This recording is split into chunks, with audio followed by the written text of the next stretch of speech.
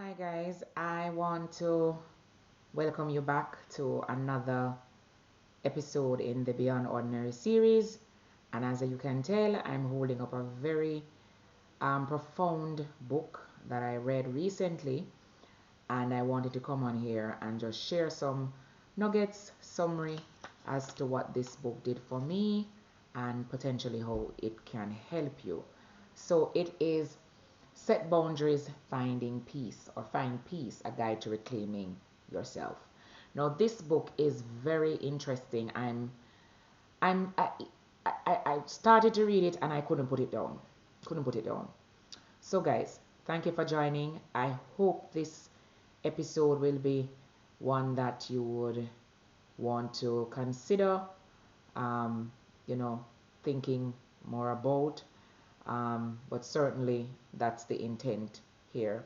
And you can imagine that the topic for this vlog, for this video, is exactly that. It's about setting boundaries, what it means to set boundaries, and how to do them in such a way that you're reclaiming your peace.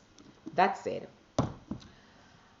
um, I think one of the things for me that has often happened um, in dealing with people and in people dealing with me is that they have often misunderstood my boundaries for me being um, disrespectful, not caring for them, wanting them out of my space, not understanding that I don't hate them, not understanding that it's about self preservation and peace for myself without thinking it's about them. And this is the purpose of me coming on here, just to give you some idea as to what it is that you should consider when you're forced to make that decision to set your boundary and reclaiming yourself. Now, one of the things that I first asked myself when it came to setting boundaries and finding my peace was the fact that in my everyday life, I often felt drained, often walked over. Um, there were times when I felt guilty about telling people no. Um, there were times that it's it was so difficult for persons to understand that it's about control and more so about controlling and respecting me, my space, and everything that has to do with that healthy barrier that I have to put around myself to protect what is important to me. So I want to just resonate with you that boundaries aren't about um, hate. It's not about disrespect. It is more so about breaking down those moments, those things that happen that would make you want to question whether or not you are in a position to do something that doesn't leave you feeling empty, drained, walked over, disrespected, you know. Though that's what setting a boundary is. So, as always, I have to come on here to tell you to like, share, comment, subscribe. If this is something that you're interested in hearing, feel free to share it with your friends. You might never know, they may just like to hear what this book unearthed for me. So, as I mentioned, I read this book maybe 6 months ago, and I immediately started to highlight, make notes in the corners in relation to the things that jumped out at me like really ha-ha moment things. And I can just tell you, I am nothing to hide.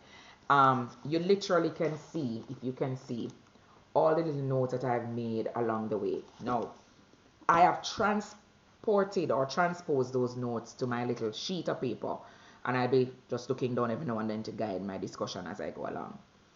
So what is important for us to understand is what what should you take when somebody is talking about creating a boundary. Defining what a boundary is at the onset was very important to my reading of this book. And the thing that stood out to me is essentially the fact that boundaries aren't to be seen as walls. They're not barriers to you.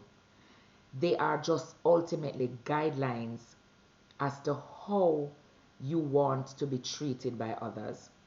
So it's not about creating a barrier that somebody has to force to get over. It's just to say, hey, this is my guideline. This is where I need you to be aware of asking my permission now to come a little bit further, right?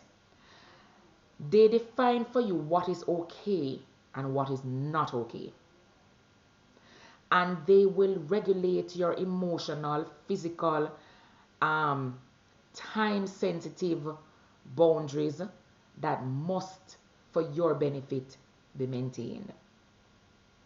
So, having established what is a boundary, the fact that it is not to be seen as a wall or a barricade to you, but just you creating guidelines as to how people should treat with you.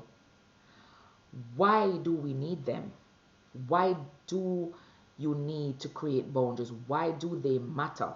So here are some of the reasons why they matter.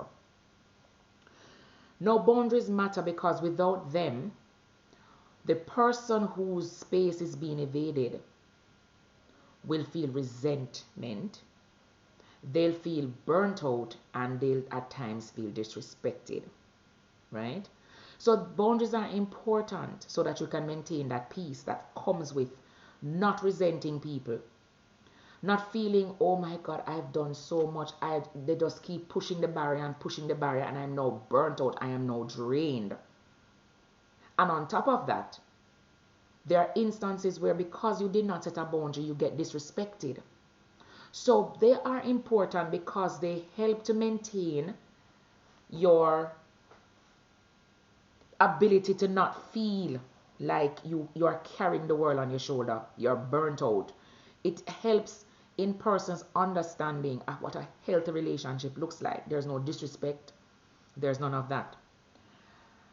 And with that comes a level of mutual understanding, clarity, balance in what it is that is happening in whatever space or space that you're in.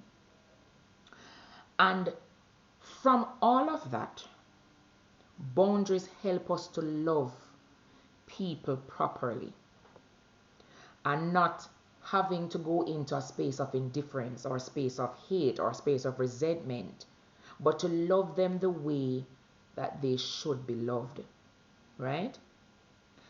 There are times when you may look and you may say, I may need to create a stronger boundary because these boundaries are being eroded, they're being evaded, they're being penetrated, whatever the words that are used, when something is coming through. And you need to identify when you need to create stronger boundaries for your relationships. Now, how you know when to create these stronger boundaries is when whatever you're doing leaves you feeling guilty. That's when you know that, hey, I need to create a boundary right here. So because every time I let this person miss this marker or this line of demarcation, I am the one left feeling guilty. So I have to create that space now where this is not what is happening. So if you feel guilty for saying no or for making a decision that is right for you and it leaves you feeling guilty, then you may need to set a stronger boundary with that particular person. When you need to change your boundary and make them stronger, also applies in instances where you're constantly having to explain or justify yourself, the action that you're taking. Oh, you did something and then you have to say, I did this because. That is when you realize that your boundary isn't strong. Because if you had a strong boundary, there would really be no cause for you to offer that additional explanation to anybody, right? Another point when you know that your boundary needs to be stronger in order to build that healthy relationship is if it is that every time you do something and it affects another person, you are emotionally impacted. So whether it's guilt, whether it's disappointment, whether it is fear, your boundary should not leave you taking on the emotional state of mind of the person to whom you have created the boundary for. And if you are in a place where you just want to keep the peace, anything to keep the peace, that is when you know your boundary isn't strong enough. Oh, I can't bother. Me can't bother. Me just want to keep the peace. Me can't bother with the conflict. Conflicts are good. Conflicts are necessary sometimes for people to understand where you stand. So don't feel too caught up with the fact that the peace is not created. Once you're not hitting and blows are not being swung, sometimes people need to know that you're not just trying to keep the peace. I'm not saying that you should go out there and create problems now. But sometimes you don't just do things to keep the peace, right? So having looked at what boundaries are, why we create them, what are the signs that you need to take stronger boundaries, let us now look at how do you set boundaries. And this is all a part of this book, guys. If you feel like you want to read it, I don't know how to hold it to make you see it right. If you feel like you need to get a dive into it, here it is. So how to set your boundaries. Now the first one is to identify the things that drains you. Identify all the things that drains you, and then you'll realize that at some point in time they have to start to be shed. Yeah. Communicate clearly, not aggressively, not hot-headedly, clearly what it is that you intend to happen. So you say, I would like for you to do this at this point in time because of this. That is it, clearly defined, right? Be consistent. Don't backtrack because you come under pressure. Be consistent with the things that you are setting your boundary for. And always remember that when you set boundaries, they're not to punish people. They're not a punishment. They are for clarification and to ensure that persons are aware of what your standards and your guidelines are when treating with you. So some of the things that you are to expect when you set your boundaries, and this will happen, so I have to prepare you for it. When you set your boundaries and when you enforce them, expect these things to happen. Expect people to resist them, especially those who would have normally benefited if they were able to easily break down your guides and your guidelines. Also expect this, that the right people will adjust to your boundaries and they will respect them. The wrong people, they will try to resist. Once you are noticing those things happening, the most important thing that will happen will happen. You will be empowered and you will find peace. Trust me. When you tell somebody, say, look here, you see when you see me 5 o'clock in the morning, me not a morning person. Let me drink my coffee. Let me have my meal. Let me have a breakfast without the noise. And this can be in your home. Remember, it's 5 o'clock in the morning. When you wake up at 5 o'clock in the morning and somebody wants to talk to you about everything what happened yesterday, if you don't set a boundary to say, listen, me not talk before 6:30. Come back at 6:30 when me get my coffee, when me get my breakfast off, when I have my 5, 15, 10 minutes of my me time. That's setting a boundary. People who don't want the boundary set will resist it. You see, those who understand why you're setting it will say, okay, no problem, take your 15 minutes, do your thing, I'll come back at 7:30. Easily it will be done. So these are some of the key and critical points that I was able to glean from this book, albeit I practiced a lot of them prior, but to have it so succinctly detailed for me, to bring it home that if I don't set boundaries, I will never have peace. I realized that it was necessary for me to go through and highlight and ensure that I effectively communicated what I learned to people around me.